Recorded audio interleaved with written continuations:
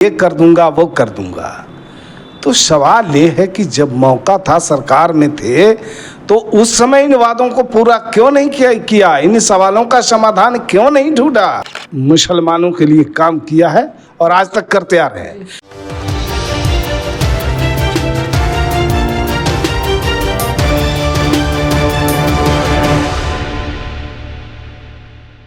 नमस्कार, मैं हूं अजरा और आप देख रहे हैं मंथन टुडे। इस वक्त हमारे साथ जदयू प्रवक्ता हेमराज राम है। बहुत बहुत स्वागत हमारे चैनल से जुड़ने के लिए आपका। चलिए, बहुत बहुत धन्यवाद आपका और आपके दर्शकों का भी। जी, ये बताइएगा, बिहार बंदी तो फ्लॉप हो गया एनडीए का।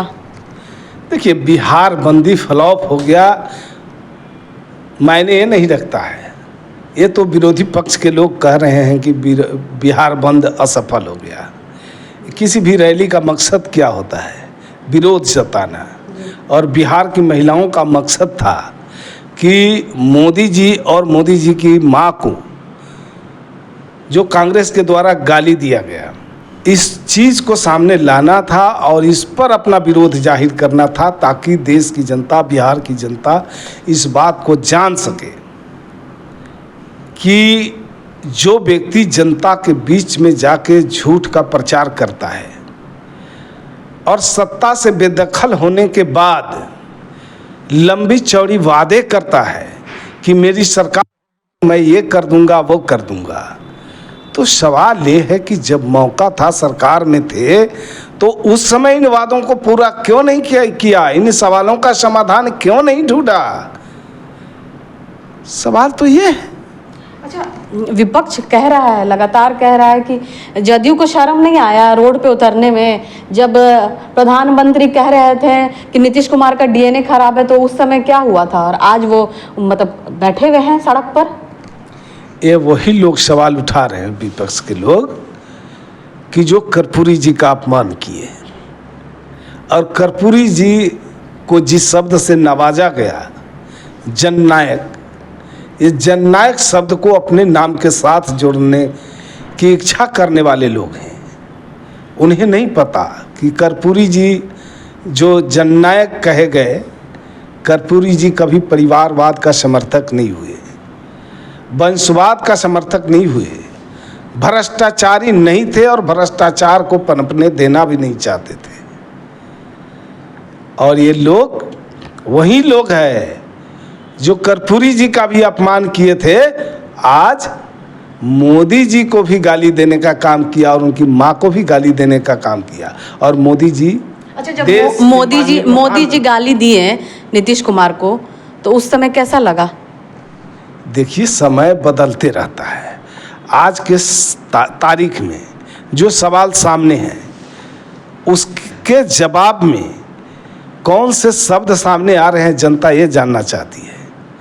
आज देश की जनता ये जानना चाहती है कि जिस कारण से बिहार को बंद करने की नौबत आई और बिहार की महिलाएं हाथ में झंडा डंडा लेकर सड़क पर उतरी, आखिर सत्ता पक्ष जो एनडीए है, बिहार में सत्ता का नेतृत्व कर रहा है, एनडीए की सरकार है बिहार में, तो लोग तो कह रहे थे कि भाई एनडीए की सरकार है, तो फिर एनडीए सरकार की महिलाएं, उनके कार्यकर्ता क्यों उतर रहे हैं सड़क पर? तो सवाल इसका ये है, मकसद ये है कि इस रैली के माध्यम से, बंदी के माध्यम से लोगों को बताना था, अपना विरोध जाहिर करना था कि जो लोग देश के माननीय प्रधानमंत्री मोदी जी को गाली देने का काम किया है और उनकी मां को गाली देने का काम किया है, तो ये मोदी जी को नहीं, मोदी जी की मां को गाली नहीं दिया, बिहार के लोगों को गाली दिया, बिहार की महिलाओं को गाली देने का काम किया है। इस चीज़ को वो लोग दिखा रहे थे और इस चीज़ को सामने लाना चाह रहे थे, इस प्रदर्शन के माध्यम से, बंदी के माध्यम से। मोदी जी लगातार, मोदी जी भी तो गाली दिए हैं। सोनिया गांधी को जर्सी गाय कहते हैं, इडली की डांसर कह रहे हैं। दूसरी ओर भाजपा में गालीबाज नेता हैं, उन पे कभी कोई कार्रवाई नहीं हुआ। देखिए, विपक्ष के लोग तो आरोप तरह तरह के लगाते रहेंगे। चूंकि सवाल आज यही देखा गया कि एनडीए सरकार, अगर हम बिहार की बात करते हैं, तो अब बिहार में सरकार ने जो काम करके दिखाया है, बिहार में तो विपक्षियों के लिए कोई सवाल ही नहीं रह गया है। उनके पास कोई मुद्दा ही नहीं बचा है और मुद्दों के अभाव में वो हताशा में है। और बिहार के अंदर ये लोग बोलते हैं, चिल्लाते हैं, जनता के बीच जा करके उनको गुमराह करने की कोशिश करते हैं, लेकिन नीतीश कुमार जी काम करके उसके धरातल पर उसे उतारते हैं और लाभुकों को उसका लाभ उनके घर तक पहुंचाते हैं।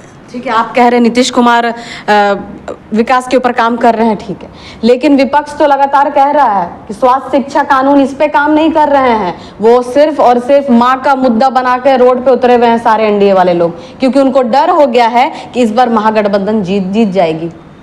देखिए, बिहार की जनता ने मन बना लिया है और बिहार की जनता के दिलों में अटूट विश्वास और भरोसा नमो नीतीश की जोड़ी पर है।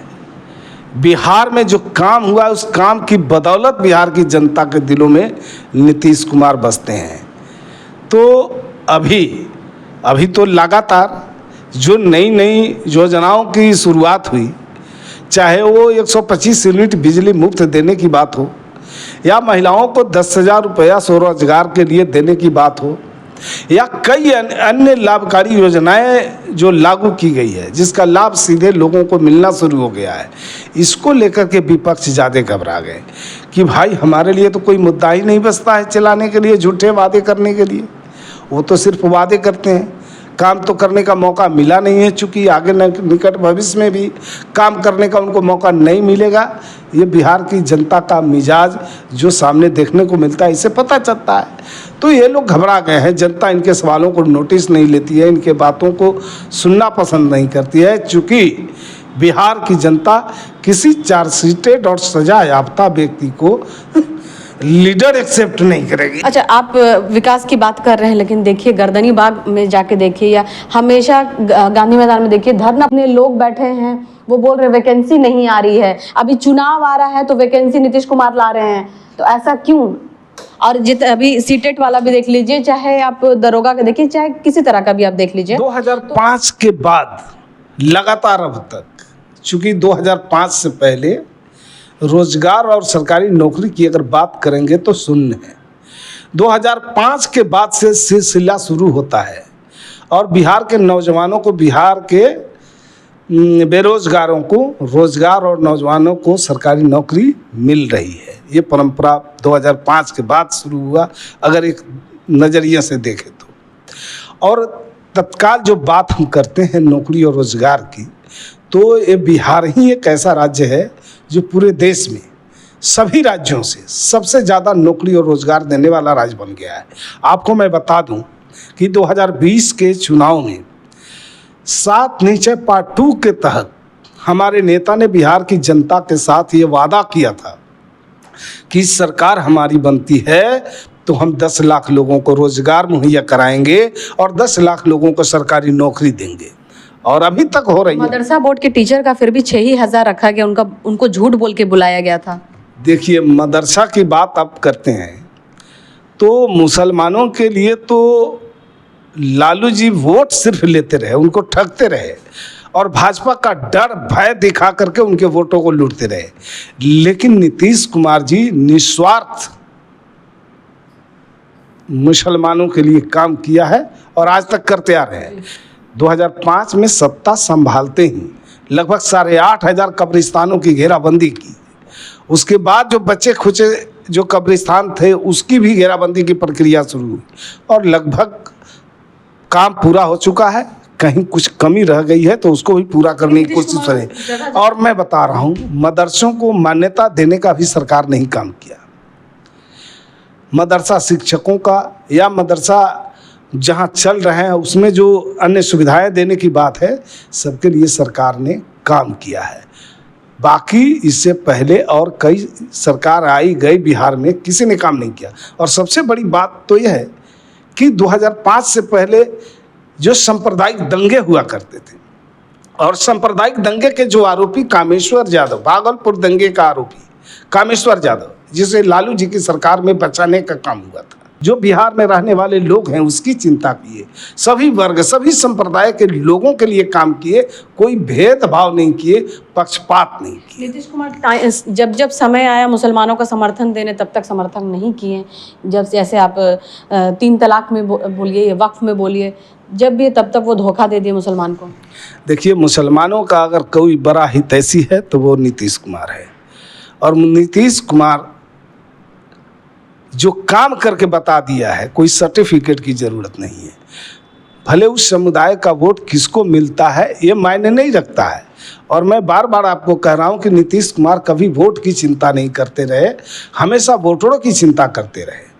जो बिहार के वोटर हैं, और वोटर किसी भी जाति संप्रदाय के हो सकते हैं, किसी वर्ग के हो सकते हैं। बहुत बहुत धन्यवाद आपका हमारे चैनल से जुड़ने के लिए।